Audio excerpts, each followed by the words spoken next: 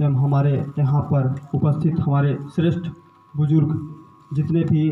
और अदर समाज से भी जितने भी यहाँ पे उपस्थित हैं,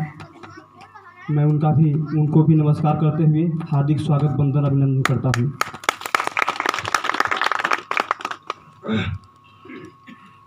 आज यह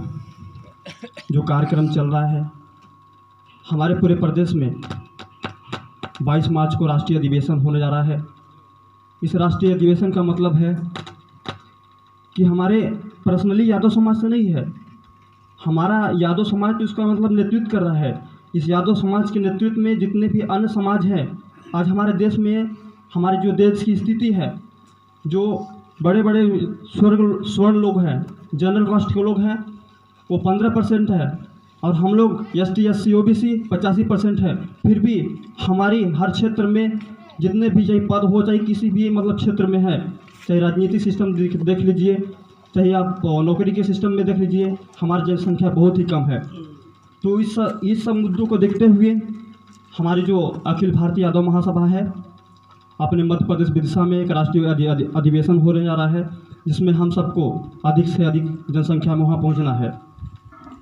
और आज हमारे देश में देख रहे हैं तमाम प्रकार की विभिन्न जो राजनीतिक सियासत है, हम कहीं न कहीं हम आपस में नहीं समझ पाते हैं और हमारे ऊपर वो राजनीति करने लगते हैं और हमारे समाज में हमको फोड़ के और हमारे समाज को बांटने का काम करते हैं। तो मैं कहना चाहता हूँ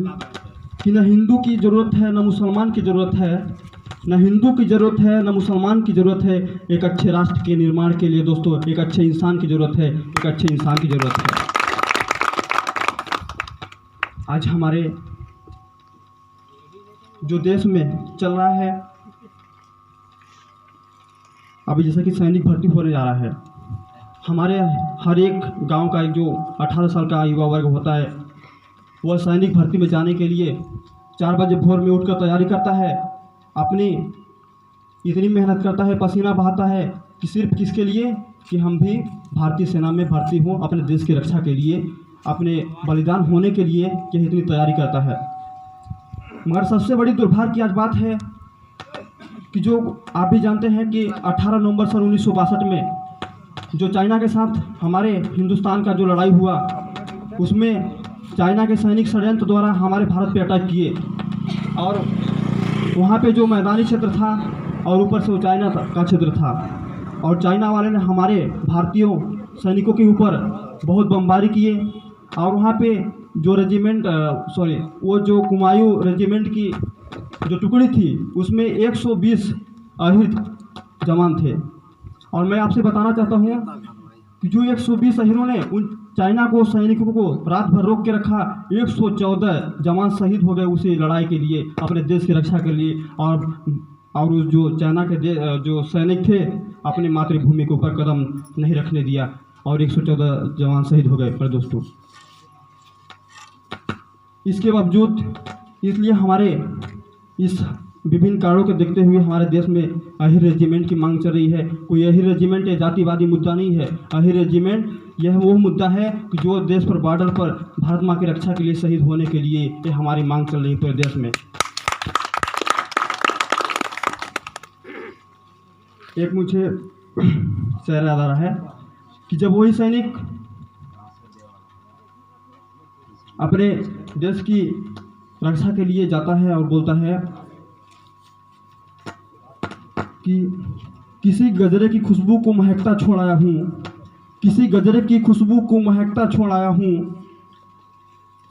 अपनी नन्ही सी चिड़िया को चहकता छोड़ आया हूँ, मुझे सीने से लगा लेना ये मेरी भारत माँ, मुझे सीने से लगा लेना ए मेरी भारत माँ, मैं अपनी माँ के बाहों को तरसता छोड़ आया हूँ, मैं अपनी माँ के बाहों को तरसता छोड़ आया हूँ। और जब वही सैनिक, जब उस सैनिक के ऊपर सियासत राजनीति होने लगती है, तो सैनिक देश में जो युवा हैं उनको प्रेरित करते हैं कि ये मेरे देशवासियों, मेरे नौजवान युवाओं, आप ही जो राजनीतिक पार्टी हैं उनको समझना कि आप वो किसकी बात कर रहे हैं। वो देश में शिक्षा की बात कर रहे हैं, विकास की बात कर रहे हैं कि धर्म की बात कर रहे हैं कि धर्म के नाम पर हम सबको आपस में लड़ा रहे हैं। इसको हमें समझना है। तो और वह सैनिक क्या कहता है कि वतन वालों वतन न बेच देना, कि वतन वालों वतन न बेच देना, ये धरती ये चमन न बेच देना, शहीदों ने जान दी है इस वतन के वास्ते, तुम शहीदों के कफन न बेच देना, तुम शहीदों के कफन न बेच देना मेरे दोस्तों। और जैसा कि यहाँ पर अभी जितने भी हमारे प्रबुद्ध वक्ता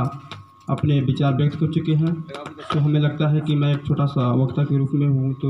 मुझे और कुछ बताने की ज़रूरत नहीं है। यहाँ पे हमारे समस्त समाज के, अन्य समाज के भी हमारे जितने भी भाई एवं श्रेष्ठ बाबा बुजुर्ग दादा भाई हैं, मैं उन सबके लिए कहता हूँ कि हर सबके समाज में बुराई है। हमारी ऐसे हिंदुस्तान की धरती है जहाँ सबको लेकर साथ साथ चलने का है। अगर हम साथ साथ न चलते तो आज हमारे ऊपर चाइना, बांग्लादेश, चाइना और पाकिस्तान हावी ना होता। इसलिए हम सबको अपने समाज में जो बुराई है, जो कमियां हैं, उनको दूर करना है, आपस में नहीं लड़ना है। और सबसे बड़ी बात, चाहे चुनावी मुद्दा हो या ना रहे, मगर जो चुनाव की बात करें तो आप सबसे पहले यही आपको पूछना है कि वो आपको यह समझना है कि वो वोट किस बेस पे मांग रहा है। वह शिक्षा के नाम पर मांग रहा है या विकास के नाम पर मांग रहा है कि धर्म के नाम पे मांग रहा है। आप सबको